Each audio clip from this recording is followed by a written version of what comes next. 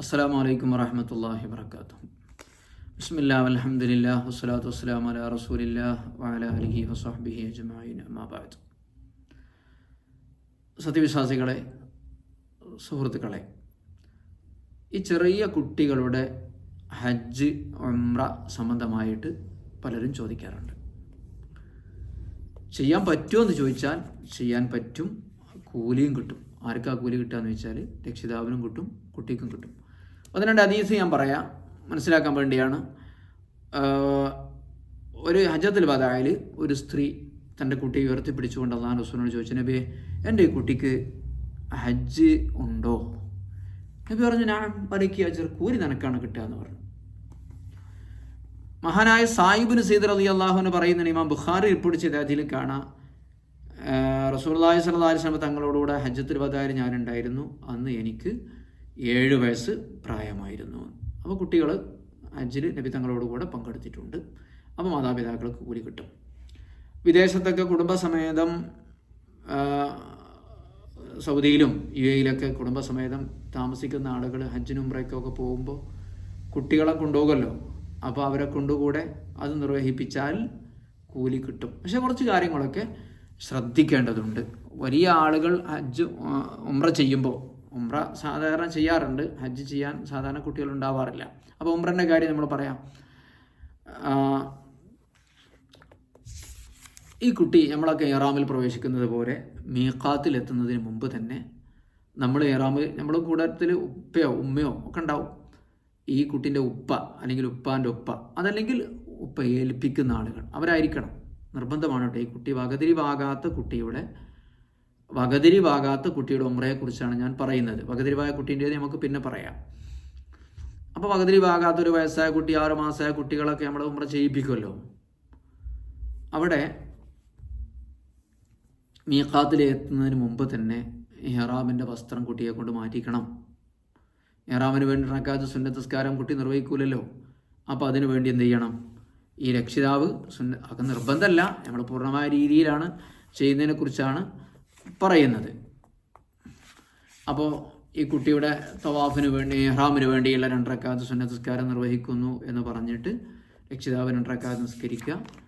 പിന്നെ നിയ്യത്ത്, ഈ കുട്ടിക്ക് വേണ്ടി ഈ കുട്ടിയെ ഞാൻ ഉംറയിലാക്കുന്നു അല്ലെങ്കിൽ ഇഹ്റാമിലാക്കുന്നു എന്ന് നിയ്യത്ത് ചെയ്യിപ്പിക്കുക, ഇഹ്റാമിൻ്റെ വേഷം ധരിച്ചതിന് ശേഷം. പിന്നെ ഈ കുട്ടി ഇത് നിർവഹിച്ചതുകൊണ്ട് പ്രായപൂർത്തിയായതിനു ശേഷം മറ്റൊരു ഉംറയും ഹജ്ജ് നിർവഹിക്കാൻ നിർബന്ധമാണ്. ഇത് പറയേണ്ടതില്ലല്ലോ. അത് കുട്ടീൻ്റെ കാലത്തുള്ള കുട്ടിക്ക് വേണ്ടിയുള്ള ഒരു പൂർണ്ണമല്ലാത്ത ഒരു ഉംറയാണ്. അപ്പം മീഖാത്ത് വിട്ടടക്കുമ്പോൾ തന്നെ കുട്ടിയെ ഇഹ്റാമിൻ്റെ വേഷം ധരിപ്പിക്കണം. ഇവിടെ ശ്രദ്ധിക്കണം, ഒരു പൂർണ്ണനായ പ്രായപൂർത്തിയായ ഇഹ്റാമിൻ്റെ വേഷത്തിൽ എങ്ങനെയാണോ കഴിയുന്നത് അതുപോലെ തന്നെ ഈ കുട്ടിയെയും ഇയാൾ ഇഹ്റാമിൻ്റെ വേഷത്തിൽ ഇഹ്റാമിൻ്റെ ചിട്ടകളൊക്കെ പാലിപ്പിച്ചുകൊണ്ട് തന്നെ മുന്നോട്ട് കൊണ്ടുപോകണം. പിന്നെ ദിക്റുകളൊക്കെ ഉണ്ട്. അതിപ്പോൾ കുട്ടികൾക്ക് ചെല്ലാൻ പറ്റില്ല, വകതിരിവാകാത്ത കുട്ടികളാണ്. അതൊക്കെ നിസ്കാരമൊക്കെ ആരാ ചെയ്യുന്നത്? കുട്ടീൻ്റെ ഉപ്പയോ അല്ലെങ്കിൽ ഉപ്പാൻ്റെ ഉപ്പയോ ഒക്കെ ആണല്ലോ. ഉമ്മ ചെയ്താൽ പറ്റില്ല, ഉപ്പയാണ് അതൊക്കെ ചെയ്യേണ്ടത്. അല്ലെങ്കിൽ ഉപ്പ അല്ലെങ്കിൽ ഉപ്പാൻ്റെ ഉപ്പ സമ്മതം കൊടുത്ത ആളുകളൊക്കെ, രക്ഷിതാവ് എന്നർത്ഥം ഇസ്ലാമികമായിട്ടുള്ള. പിന്നെ നമ്മൾ ശ്രദ്ധിക്കണ്ട, ഈ കുട്ടികളാവുമ്പോൾ പാൻറ് ധരിക്കാൻ പാടില്ല, ഷൂ ധരിക്കാൻ പാടില്ല, പാമ്പേഴ്സ് ധരിക്കാൻ പാടില്ല, ജഡ്ഡി ധരിക്കാൻ പാടില്ല, ഇതൊന്നും പറ്റില്ല. പുരുഷന്മാർക്ക് പറ്റില്ലല്ലോ. പുരുഷന്മാരാണ്, ആൺകുട്ടിയുടെ കാര്യമാണ് ഈ പറയുന്നത്. പെൺകുട്ടികൾക്ക് അതൊക്കെ പറ്റും, പ്രശ്നമില്ല. പെൺകുട്ടികൾക്ക് തുന്നിക്കൂട്ടിയതൊക്കെ പറ്റും.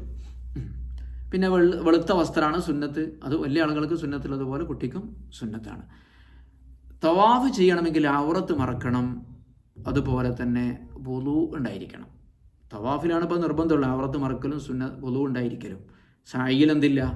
വുളു ഉണ്ടായിരിക്കലും ശുദ്ധി ഉണ്ടായിരിക്കലും ഔറത്ത് മറക്കലും നിർബന്ധം ഇല്ല.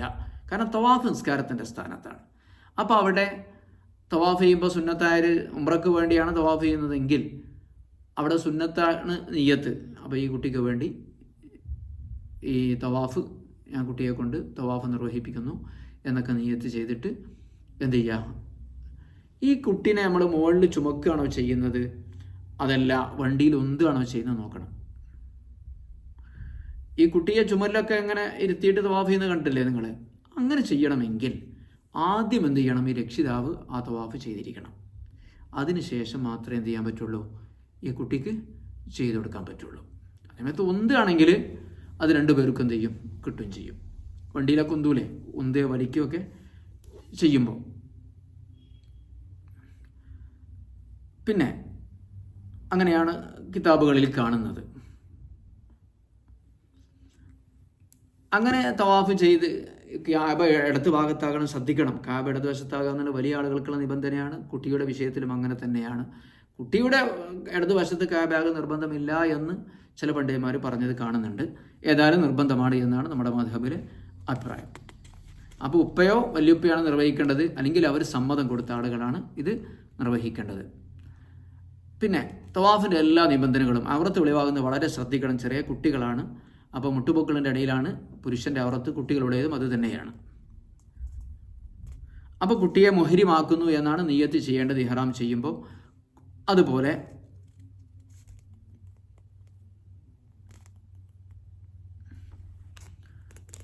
കുട്ടിക്ക് വേണ്ടി വുളു ഉണ്ടാക്കി കൊടുക്കണമല്ലോ, അതും അങ്ങനെ തന്നെയാണ് നിയ്യത്ത് വെച്ചിട്ട് ചെയ്യേണ്ടത്. കുട്ടിക്ക് വേണ്ടിയുള്ള തവാഫിന് വേണ്ടിയുള്ള ഫർളായ വുളു നിർവഹിക്കുന്നു, അല്ലെങ്കിൽ കുട്ടിക്ക് നിർവഹിച്ചു കൊടുക്കുന്നു. ഫർളായ വുളുവാണ്, അപ്പം അങ്ങനെ തന്നെ ചെയ്യാം. പിന്നെ അതിനുശേഷം സായി ചെയ്യുക. അതിനുശേഷം സുന്നത്ത് നിസ്കാരമുണ്ട് തവാഫ് കഴിഞ്ഞിട്ട്, അതും കുട്ടിക്ക് വേണ്ടി രക്ഷിതാവും ചെയ്യും. ചെറിയ കുട്ടികളെ കാര്യമാണ് പറയുന്നത്, വകതിരിവാകാത്ത കുട്ടിയുടെ കാര്യമാണ് ഈ പറയുന്നത്. വകതിരിവായ കുട്ടികളാകുമ്പോൾ പിന്നെ അവർക്ക് ചെയ്യാൻ പറ്റുന്ന നോക്കുക, അവരെ കൊണ്ട് ചെയ്യിപ്പിക്കുക എന്നുള്ള കുറച്ച് കാര്യങ്ങളൊക്കെയാണ് ഉള്ളത്. അത് ഇൻഷാ അല്ലാഹ് മറ്റൊരു സമയത്ത് പറയാം. അപ്പോൾ കുട്ടിയുടെ രക്ഷിതാവ് കൂടെ തവാഫ് ചെയ്യണം, കൂടെ സായി ചെയ്യണമെന്ന ഷർത്തുണ്ട്. പിന്നെ തലമുടി നീക്കുക എന്നുള്ളതാണ്. 1 മുടിയോ 2 മുടിയോ തലമുടി നീക്കണം, അങ്ങനെയൊക്കെയുള്ള കാര്യങ്ങളും ശ്രദ്ധിക്കാം. ഇതാണ് കുട്ടികളുടെ തവാഫ്. പമ്പേഴ്സ് ഇടാൻ പറ്റൂല. തവാഫിനിടയിൽ അശുദ്ധി വന്നാൽ, മൂത്രയിക്കുകയോ കാഷ്ടിക്കുകയോ ചെയ്താൽ തവാഫ് തൽക്കാലം അവസാനിപ്പിച്ച് വുളു എടുത്ത് കൊടുത്ത് ശുദ്ധിയാക്കി വുളു എടുത്ത് കൊടുത്ത് നേരത്തെ എവിടെയാണോ തവാഫ് എത്തിയത് അവിടെ നിന്ന് അങ്ങോട്ട് തുടരുകയാണ് വേണ്ടത്. അല്ലാഹു സുബ്ഹാനഹു വ തആല ഈ ഉപകാരപ്രദമായ രീതിയിൽ ചെയ്യാനും നമ്മുടെ മക്കളൊക്കെ അല്ലാഹു സാലിഹ്യങ്ങൾ ഉൾപ്പെടുത്തി തരികയും ചെയ്യട്ടെ. അസ്സലാമു അലൈക്കും വറഹ്മത്തുള്ളാഹി വബറകാതുഹു.